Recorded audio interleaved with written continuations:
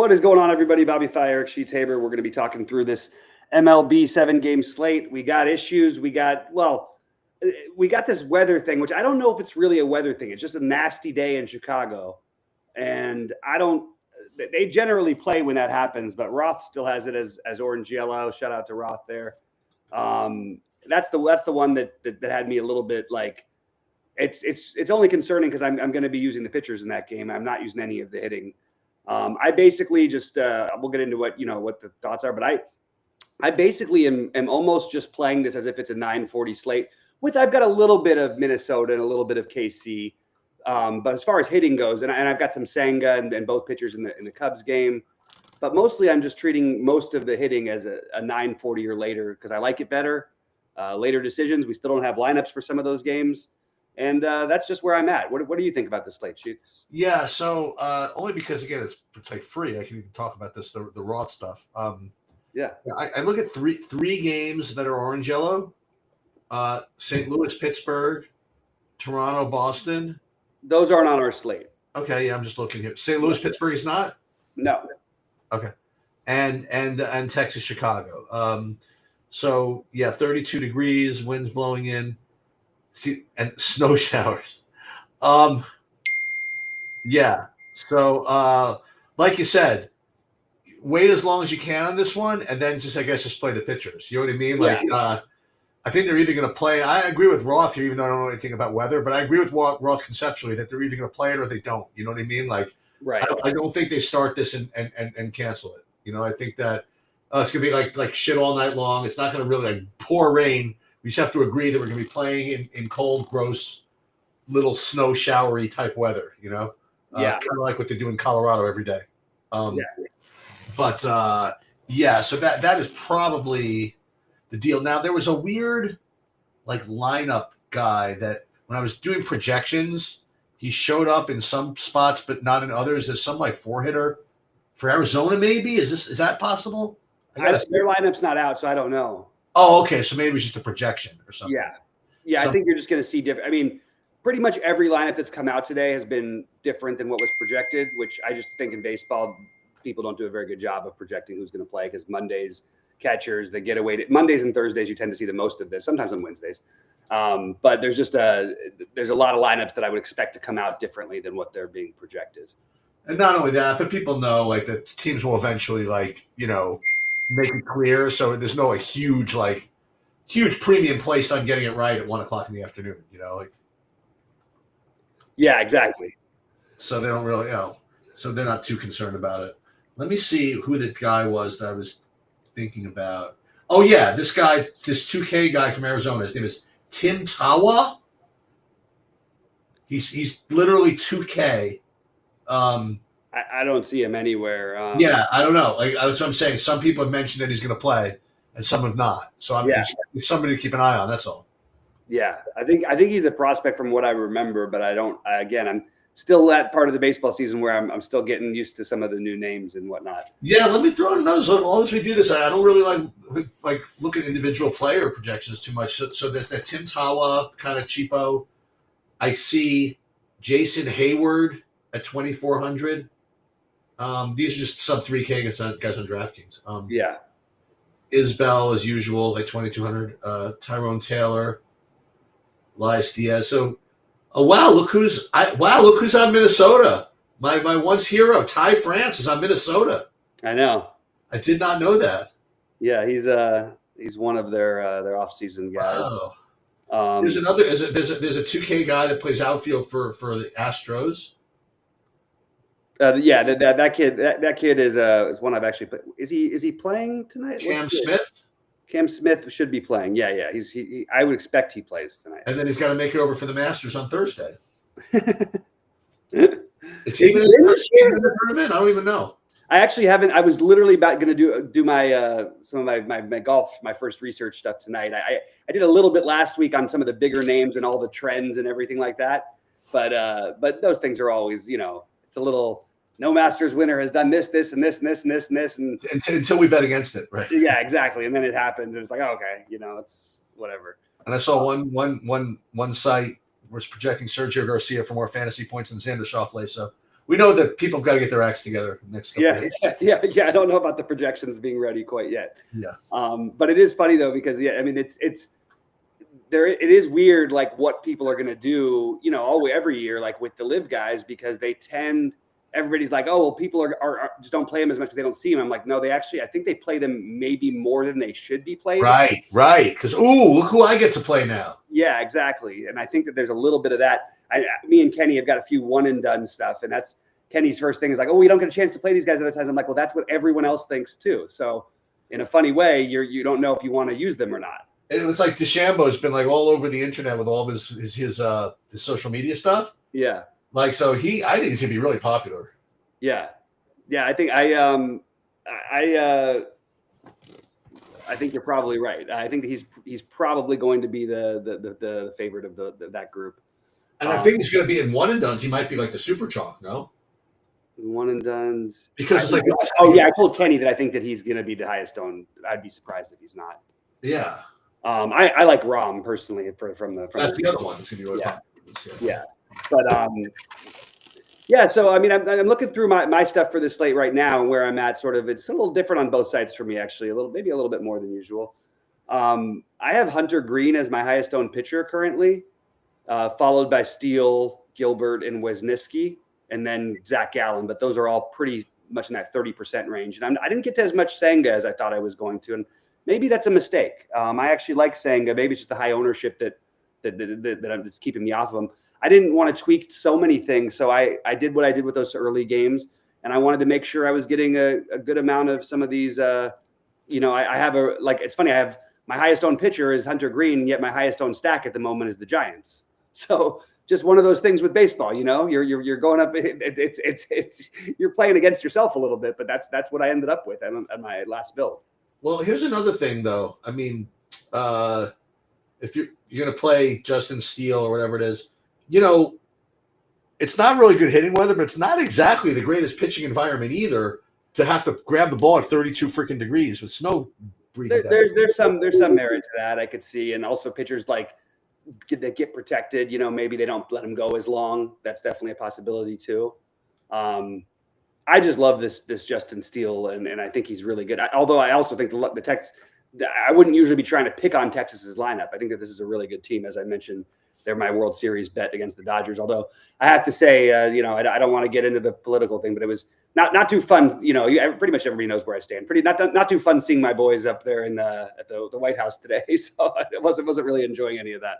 Well, you got to hear Trump talk about using pitchers in the innings and all that stuff. Yeah, trying to speak about it. That was pretty sharp. It's a sport. It's a sport. They're bruised. They're battered. It's a sport, and it's more importantly, it's baseball. It's an arm and the arms. The arms. Specifically pitchers in the arms. Oh, man.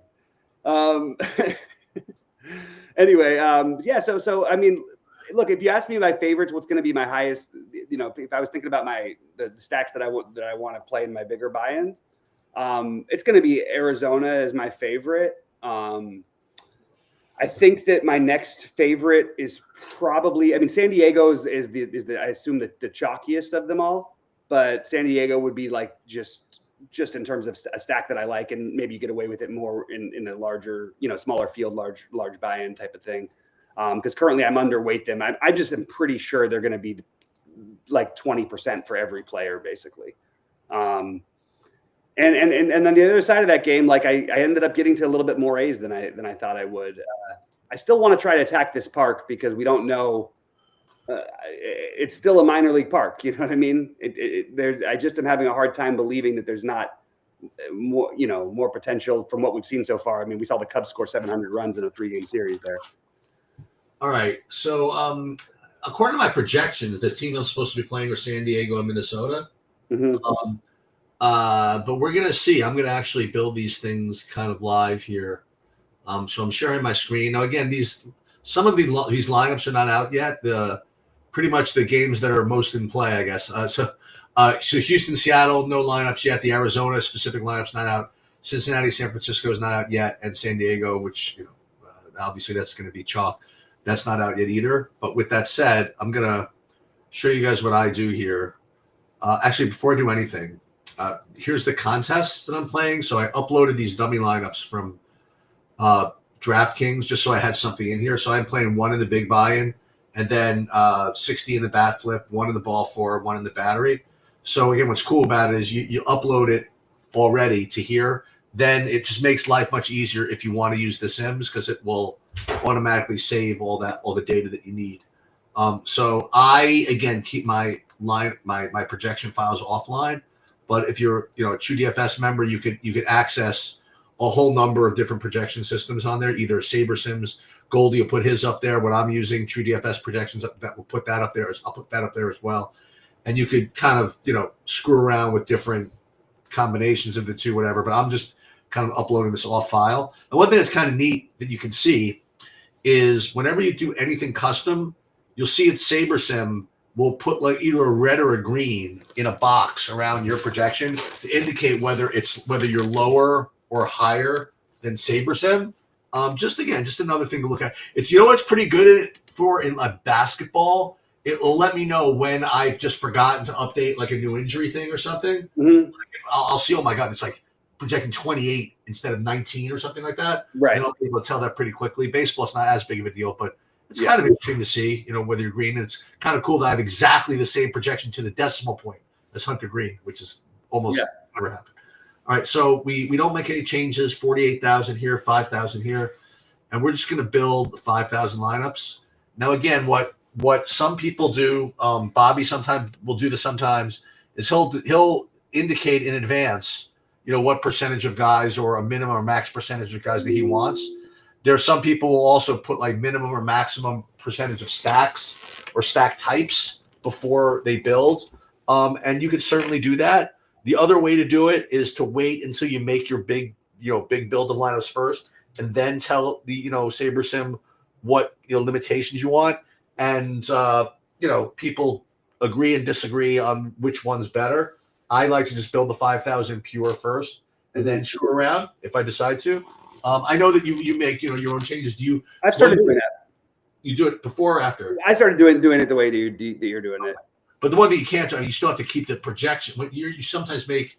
Do you make projection updates in baseball? I'll change projections on pitchers that I feel like are being maybe that if the manager says we expect him to throw 85 to 90 pitches and we've got him projected at 80 or 75. Right. That's a time where I can up the projection a little bit. Or there was a time, with some of the guys who are facing tough matchups, but they're high strikeout. Like if you're facing the Yankees, like Zach Gallen against the Yankees the other day would be a good example. Like you'd bump him up a little bit because I'd want to get exposure to the volatility if you want to go that direction. But mostly I don't do it as much in baseball. All right. Now what you're looking at here, for those of you that don't know, is right now my 63 total lineups. Just remember 63. Unique lineups that I need for my contest. It's being ranked right now by this Saber score result. I don't want to get too into the weeds with this, but if you wanted to, it's not listing it by points. It's listing it by this Saber score. And this is the kind of complicated formula that discusses what Saber score is. I'll just cut right to it. It counts for the projection. It also, prioritizes the 99th percentile outcome of the lineup, which is this middle function. And then, because it says minus 0.6 times the sum of times average ownership, that just means that it punishes a lineup for being too chalky. Mm-hmm. So, before you get involved with the Sims, it's important to know what you're looking at here. And here's a misconception about Saber Sim. If you don't run the Sims, that doesn't mean that you're not getting high upside lineups. It doesn't mean you're just getting the optimal. As I mentioned, the formula that it's using does promote for high upside lineups. So if you wanted to, you could just go ahead and fire this. And if you want to look and see what you would get, here you get all the pitches we talked about, like Senga, Eovaldi. I forgot to mention him. I think you might have. Mm-hmm. Hunter Green, Justin Steele. Those are the top guys. And then if you looked at stack exposure by team, Baltimore would actually be. Yeah, that was my interesting one. I'm getting a pretty good amount of them as well. Okay. And then followed by Minnesota, who I mentioned, Cincinnati, who I did not mention. And then Astros, KC. I am not, after all, I would only be getting 1% San Diego. And you think about this again. For those of you thinking, well, unless I run the Sims, I'm going to get all chalk. Au contraire, you know what I mean? Like I'm getting almost 0 San Diego without even running the Sims. It's just punishing it for being so highly owned already. And that's what you were saying before. That you think they're going to be most popular, and this kind of result is it supports that. Mm-hmm. So again, like just if you don't for whatever reason feel comfortable with the sim settings or the Sims, you can play you can use SaberSim pretty well and just use this style. So the other thing you can look at is again stack exposure. So right now of the 60 lineups, I have mostly 5s, 5-2s, 5-3s. I do have a couple of these kind of bow wow stacks. I would get rid of them just for no other reason to satisfy my OCD. It really wouldn't. I don't really have any particular against these. You know what I mean? 4-3s is pushing it a little bit. 4-4s, I've never had a problem with 4-4s. 3-3-2s even. So just because they're just not that many of them, and because I'm probably going to late swap anyway, I can just kind of leave it as is. Just kind of put these in. So I could just click save to the lineups right now. So let's start by doing that. So we'll save these to the lineups, and it's just literally doesn't really care what tournament it's putting in. It's putting the best thing in everything. It's doing a unique rank system where the top lineup goes into the top one, and this is listen. I played like this for a long time before the contest sims even came out, and had a lot of success this way.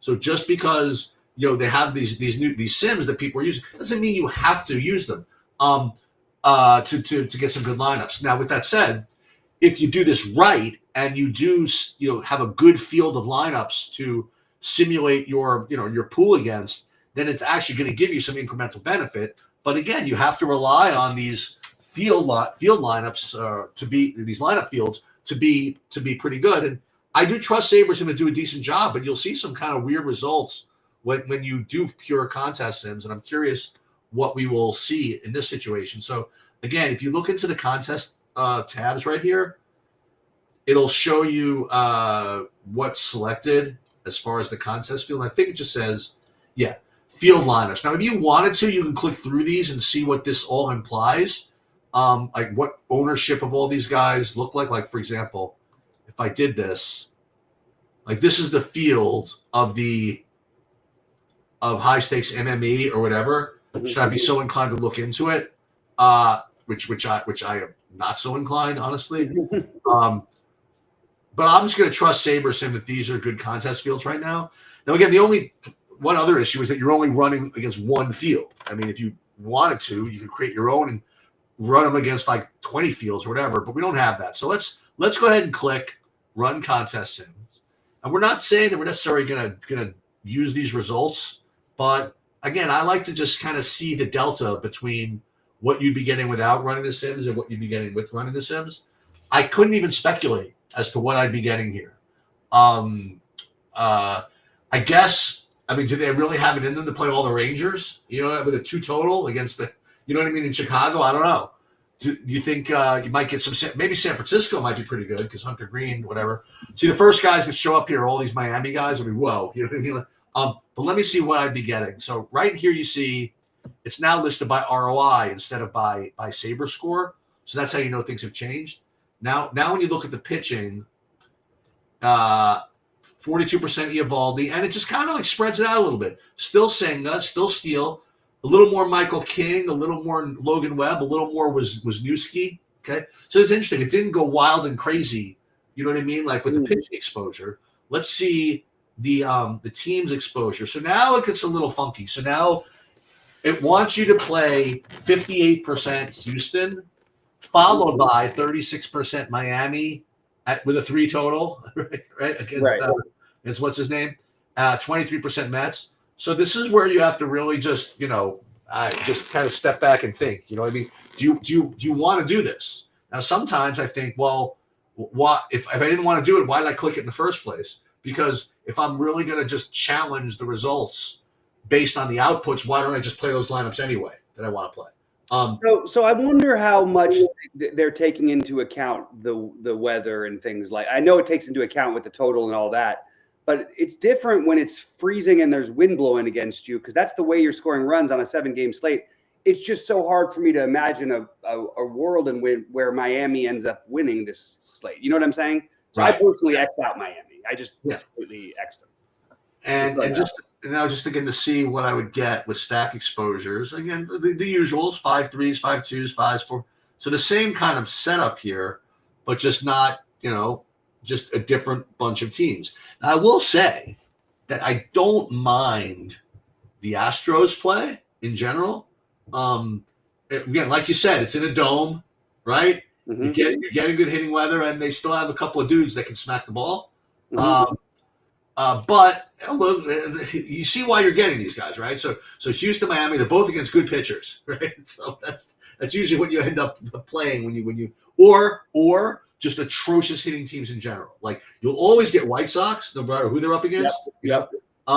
But some of these other teams, you'll get them against chalkier pitchers. So it's up to you, honestly, what you want to do. I'm currently going to be sticking with the original Saber score things for now, just because I feel like it. Like I said, no executive order yet tells me I have to go on full sim, but that's the way you would do it. Right. One thing I didn't do is do the minimum uniques. Maybe another day we'll talk about that. But I'm just not making any min uniques changes right now. Nor am I, by the way. I'm with you on that. I did cap the Houston exposure because I didn't want to play 70%, which it was giving me before. Oh, was it? Yeah, and it's again, it doesn't really matter for me because I can adjust anything at 9:40 Eastern. So that's where I'm at, and that's most of my lineups are going to be there. I put a cap at 5% as a Met stack. I put a cap of 5% on a Cub stack, and I eliminated Miami and Texas entirely, and I put a cap of 10 on Minnesota and KC. That's what I did. Now, what I will do is what I said before, which this is how I ended up doing well in that taking down that whole freaking cheese the other day, is that I played one site Saber score, one site Sims, and in that particular slate, the full-on sim, give me all the angels, won me all the money. So, So we're on FanDuel. So that's what we're gonna do again. DraftKings, we're gonna go full-on no sim, and FanDuel, we're gonna go sims. And you might think, well, isn't that just guessing? Yeah. Well, welcome to DFS. We don't know the answer, So one thing I find interesting right off the bat here, I was about to say that is I have a lot of projections that are over Saber sim, but not really. Once you get down here, it's not as big a deal. So, what are you playing FanDuel, by the way? Yep. All right. So, who do you think? Like, what is there anybody who looks better? Let me look at my projections. Let me see who I think I should get. I think it's the same guys, like Steele and Senga. Those are my top two, right? Maybe. I think that they have a lower chance at a quality start. So my guess is you won't get as much of them over there. Oh, okay. That would be my thing. I think you'll see Hunter Green, Wisniewski. I think Logan Webb is a much better play over there because he's at. So like you have if you scroll over on the SaberSim screen, you can see the quality start percentage. Oh, okay. And Logan Webb has actually got the highest quality start percentage at a very high number, actually at 44%, followed by Logan Gilbert at 43%. And then you have a huge drop all the way down to 33% for Severino, which is kind of interesting because no one's going to play Severino. I don't think. But that's a big deal because you get the quality start. You also obviously have, if you get the quality start, you're obviously more likely to have a chance to be in line for the win. Not that you're necessarily guaranteed, but you're more likely to. So it's just really important to think about stuff like that when it comes to FanDuel. And I personally will go for it a little bit more with those plays because Hunter Green can get himself into trouble still at times where he might strike out 10, which is probably, again, you still take the guy with 5 innings, strikes out 10. But he might give up, 3 runs and walk like a million guys or something like that, where his pitch count he's not gonna come out for the 6th. Whereas Logan Webb and Logan Gilbert are a little more efficient with their pitches and tend to not walk as many guys, so they have a better chance at the quality starts. So you see with FanDuel, again, before I make any adjustments, you have again Senga, Steele, Michael King, actually more than on DraftKings. I like that. And then for team stacks, Mets, Baltimore are the two main teams over here. Now, again, we're sorting by Saber score. And under stack exposure, 4 3s, 4 4s, so a lot of 4 2 2s, some straight 4 2s. I don't know if I can do that. Probably shouldn't worry too much about 4-2s, right? Yeah. So this Yeah, one, I don't mind 4-2s or 4. No? Yeah. No. So Especially remember, it's a 7-gamer. I think you want to try to like loosen those up a little bit, in my opinion, on the 7 gamers, just because. Well, as important as all the correlation and stuff is, it's just you just have less to choose from. And honestly, 3 of these games are just, I don't know, to me are kind of like, not that they couldn't be the ones, but you're really battling an uphill battle trying to play in that kind of weather. Right. All right. So here what we're going to do is we're going to do the same thing. We are going to run the contest sims. And in this case, we are going to use the sims. So the key to doing this is just to not look and who you have. Otherwise, again, like then you're going to start questioning your output. So we're not even going to look to see. And then what we're going to do, so we already hit the sim button over there. And now we have to decide whether we want to do direct fill or autofill. So here with autofill, we're just going to tell them to put the best lineup that sims against the monster and then take that out of the pool. And then they take the best 118 lineups to go into the squeeze. We'll hit save to contests. We'll download them. We'll upload them. And then there's 2 things we're going to do. One, we are definitely not going to look. But the second thing is that we are going to make sure to late swap. Okay? Yeah. And sometimes what I'll do is, and again, I try everything, right? So sometimes I will go on full sim for the pre-flop build, okay? Mm-hmm. But then when it comes to late swap, I'll just go and just go regular saber score, okay? So listen, there's plenty of ways to skin a cat, and we don't even know what the best way is. You know, we're experimenting with different tools and different things, combining science and instinct, you know, and hoping to run hot, you know. And that's basically the idea. Okay. What else do you got in your mind? No, I think that's pretty much it. I mean, I'll just say real quickly what I'm getting to. I did put a little bit. I do want more Gilbert and Webb on FanDuel, and I do believe in that quality start as being a major factor, just because you get the bonus and obviously better chances for the win, which matters a lot more on FanDuel. So I have Gilbert and Webb as my only guys over 20%. Then I've got like 15% Hunter Green, 12% Steele, 10% Gallen, 6% Senga, and 6% was Wisniewski. And then I have Seattle as my top stack currently. But like I mentioned before, I really am going to have some room to do whatever with the late swap, because there's the big gap between those early games and the later games. So Seattle might be my highest owned stack at the moment, but it doesn't mean it's going to end up that way. Again, for my hand builds, I'm probably going to be on an Arizona guy. I like Arizona. I think the Padres are great, but I just think that they're going to be a little too chalky for me. So I'm probably looking at Arizona, Baltimore, San Francisco, Seattle as like the guys I'm probably going to battle with, or whatever you want to say tonight. And your Tim Kawa, by the way, is in the lineup as it turns out. Oh, that guy's in the lineup? Okay. He's batting ninth, yeah. Oh, ninth. He's not getting fourth or anything like that. No. Here's a weird question. Is there any questions in the chat? I ask only because for whatever reason on my restream, I don't have like the chat layout for some reason.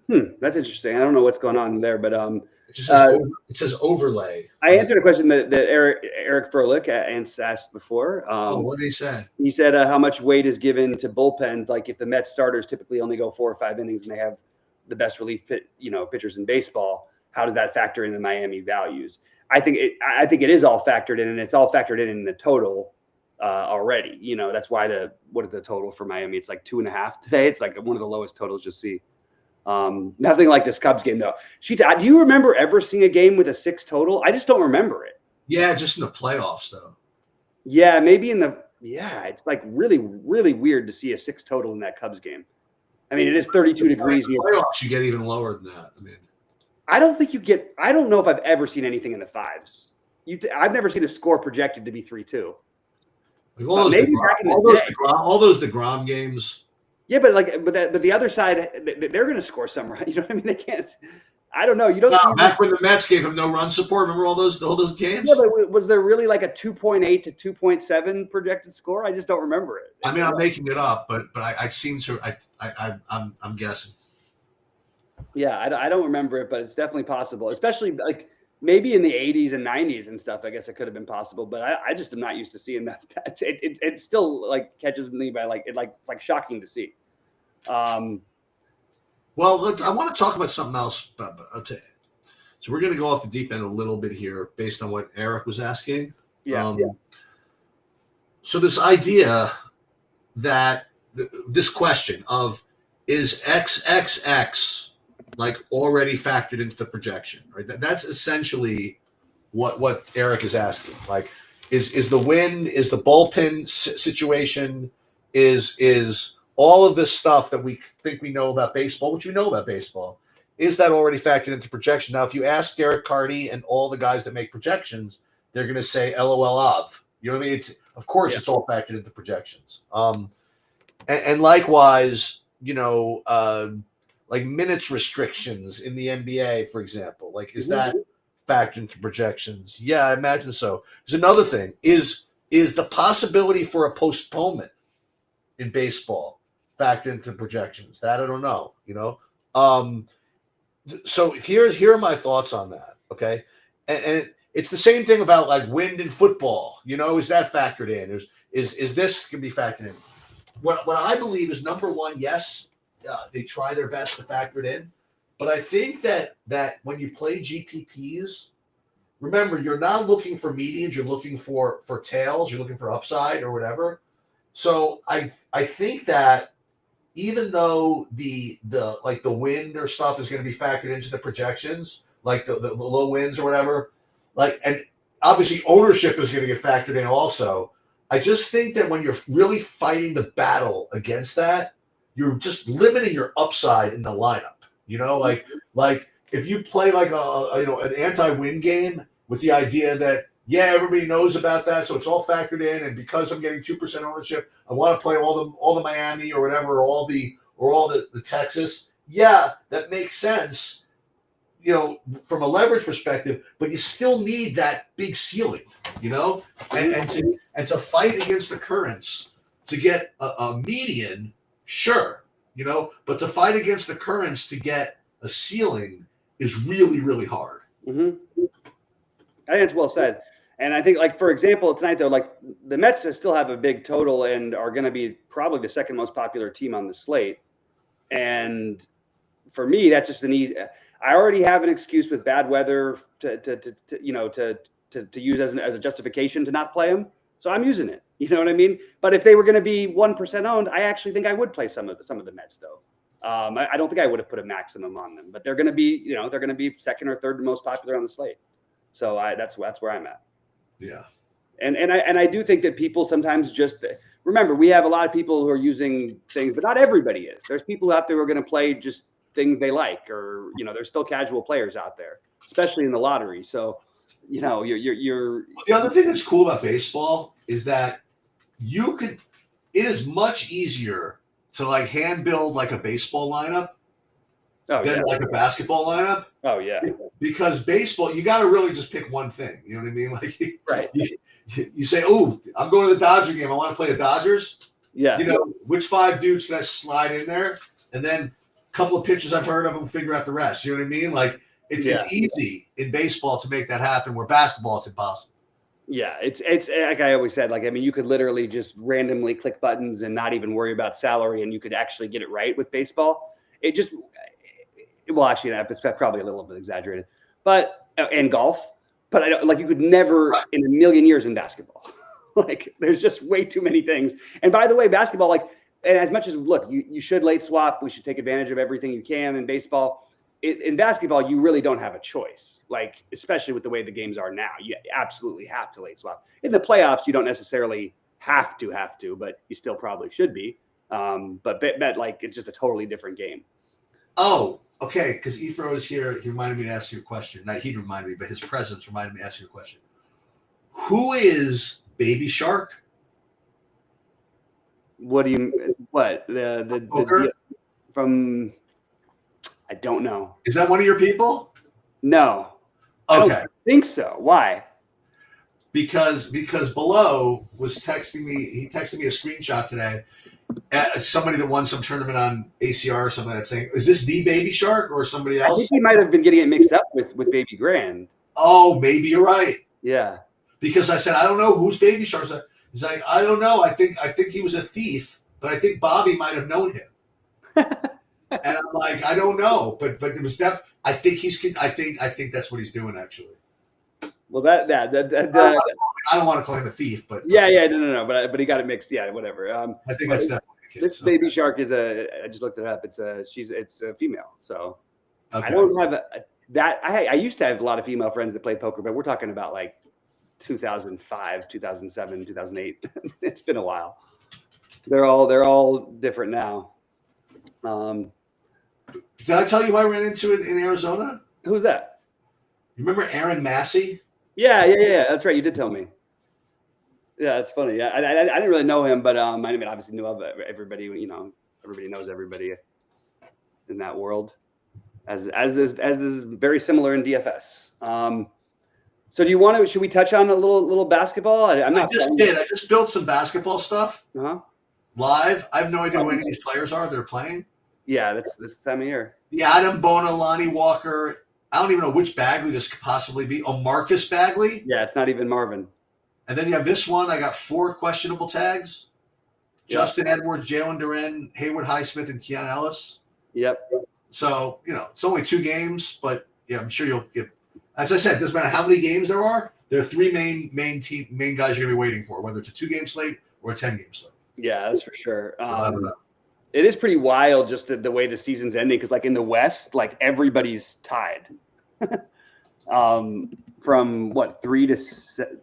So let me just grab the standings because this is actually pretty wild. I reposted it earlier, but in the West we've got with the same record in the Denver's 47-32. Then 46-32 are the Clippers, Warriors, Timberwolves, and Grizzlies, and that's from 5 through 8. So 2 of those teams are going to be in the play-in, and then the Lakers are 48-30. So if the Lakers lose their last 4, let's say, they could still end up in the play-in, or if they lose 3 out of 4.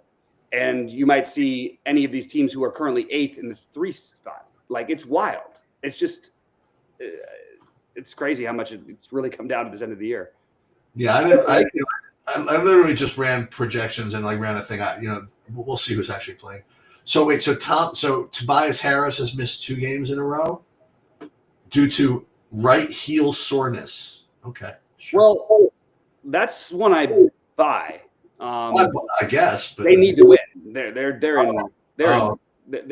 in fighting for playoff position right now. Okay. Unless you could say they want to play the Knicks instead of the Bucks or the Pacers, but I don't think they feel that way. Yeah, probably pretty close.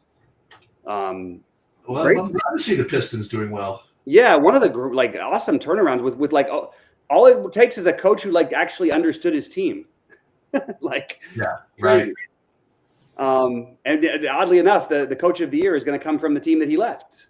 Probably. Who's the coach of the year? I think it's going to be close actually, because I think Dagnall for the Thunder is one of the options, but I think you got to consider the Cavs with what's his name, Atkinson, because of the turnaround has just been so immense. Oh, I like the Piston guy for that. Yeah, but he's the one who left the Cavs, and then they turned around, and so I do have some inside information on this because I have a friend who dated one of them, the Cavs players that apparently he was despised. They hated the coach. They thought they hated Bickerstaff, but the Pistons love him. So it is though. It's basketball. It's different. Like you have a veteran team that's ready to win now. It's different than an up and coming team trying to make the playoffs. Is a very different way of coaching, right? That's true. That's true. What's the delta in wins between these two teams? They're probably similar, right? So yeah, good question. The Cavs. So the Cavs are like 15, 14 games better, and the Pistons are more than that, right? Pistons are more than that, probably, yeah.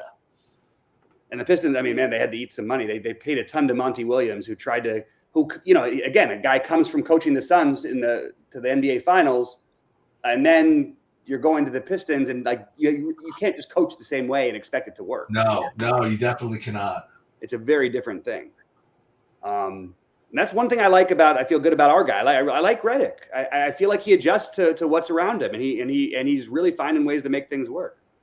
The Lakers just had their best game of the season, beating the hell out of OKC in OKC. Yeah, that was kind of crazy, no? Yeah, and I mean, it's Luka. That's the thing they always say. Luka dominates that OKC team for whatever reason. I don't think he likes the Shea comparisons going back. I mean, this year Shea is going to win the MVP, but right. And you hear any of this like blowback, this Draymond Green Defensive Player of the Year thing, or I don't get it. I love Draymond, but if you ask me if it's going to be a big guy, it would be Mobley, which is what they usually give it to. But I would say you consider, and it's hard because all the guys for OKC could make a case. Cason Wallace, Lou Dort, these guys all could be there. If Caruso played enough games, Caruso could be in there. But I would have thought that Dyson Daniels from Atlanta would at least get some consideration. Yeah, it looks like as far as the betting line goes, it looks like Draymond's an enormous favorite, and then the only guy that's taking any money at all is Mobley. So I listened to a bunch of NBA podcasts, and there's 4 guys who I listen to who have votes and are all pretty sure they're voting for Mobley. That's interesting. I haven't heard one, and honestly, all of them are making the same case. Like, what is the case for you can get 3-1 apparently. Maybe it's worth a stab. I think it is worth a stab. I think people might go that direction if they weren't struggling so much at the end of the year. The Cavs, he might get more love, but I just don't think. I mean, Draymond's great and everything, but like Jimmy Butler's gone to that team and they go 21-4. I don't know if we can give all the credit to Draymond, although he is. I mean, look, he's obviously one of the great defenders of all time. Yeah. So by the way, I couldn't do it. Well, actually, I could do it. So I ended up actually finding. It's like so weird. I actually found another Survivor contest that I'm going to win another 10 if Houston wins.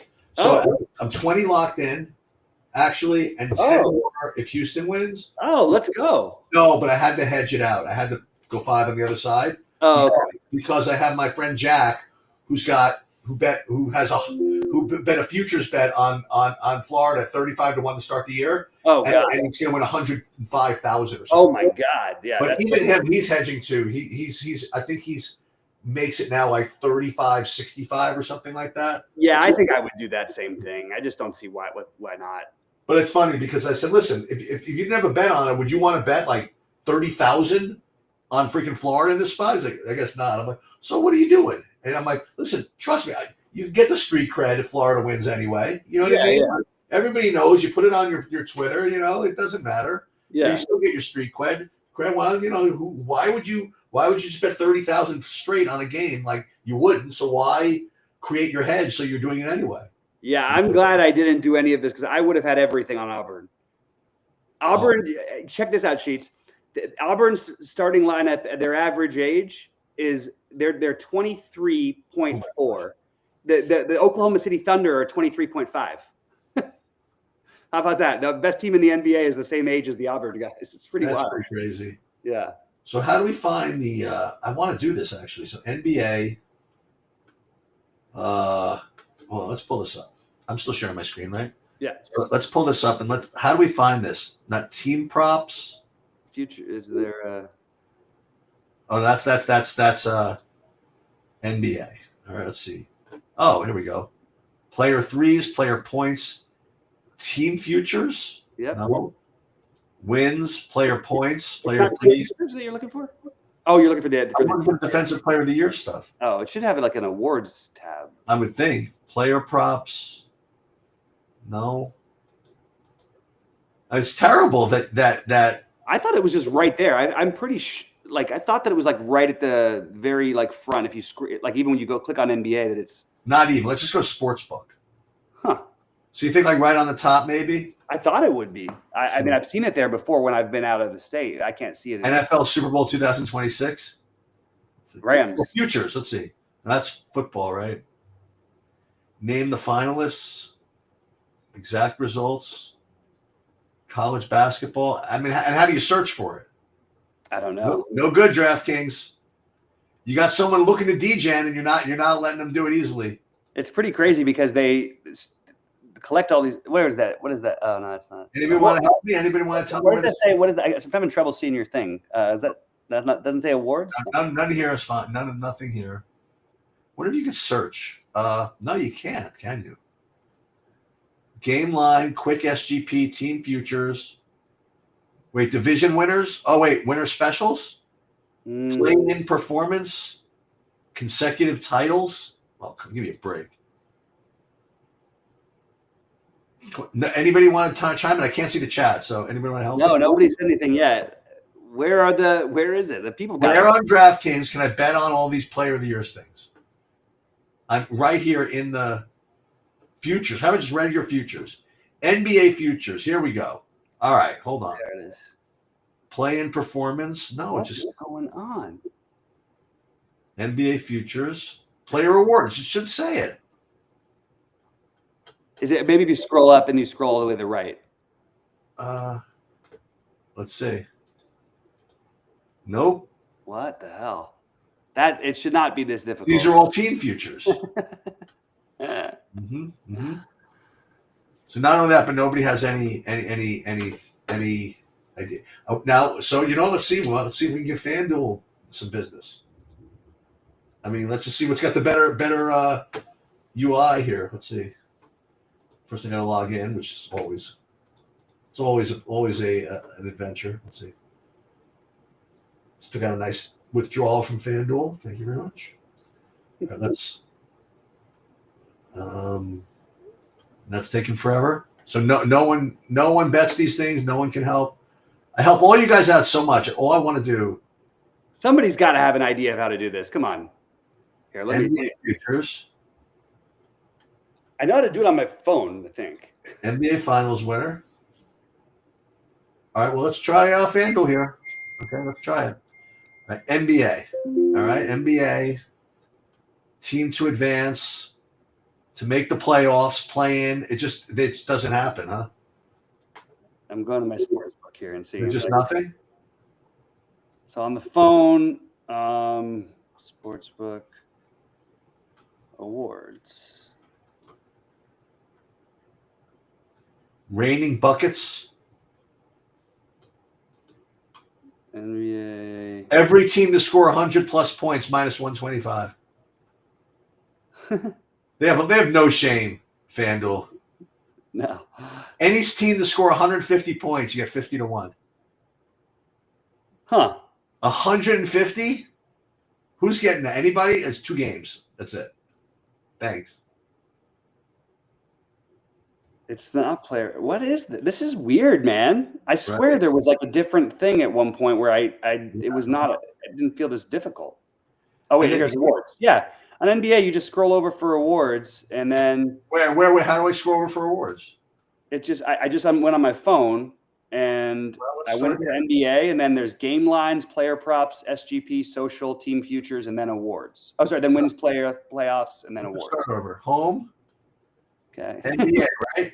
Yeah, NBA. And then scroll scroll over. And it should be like in the second screen when you click that button.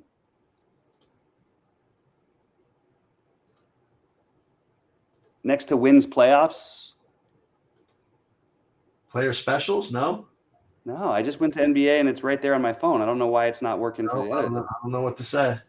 Hide social. How about this? Nope. Can't do it. I tried. But just to prove it. Hold on, let me try my phone. Your phone, I think you'll find it. And that's like really amazing, right? I mean that's where all their revenue is coming from the sports books, right? So why can't it's a total donation? We don't know, man. All right, so let's click on NBA. Is what you're saying? Yeah. By the way, Tobias Harris is ruled out tonight. Yeah, NBA. And then view more. Team futures, wins, player points, player threes, player assists. Wait, no. So where it says game lines, like if you go when you go to NBA, and then there's like the game lines is the first thing. If you just scroll over on that part of the screen. Hero Ball? I don't know why it's different than mine. I clicked on NBA, and then I went right here. Look, so then like this little screen right here, and then I just scrolled over. Let me see. Maybe it helps that you have an iPhone. Maybe it's different. Difference? It could be. Jesus Christ. And by the way, I like conformed. I was like the last person I knew, like in my friendship group, that did, and they all gave me shit forever. But I prefer the other phones. Game, yeah. Well, team futures. That's all I can do. Maybe it's a sign. Maybe it's a sign not to do it.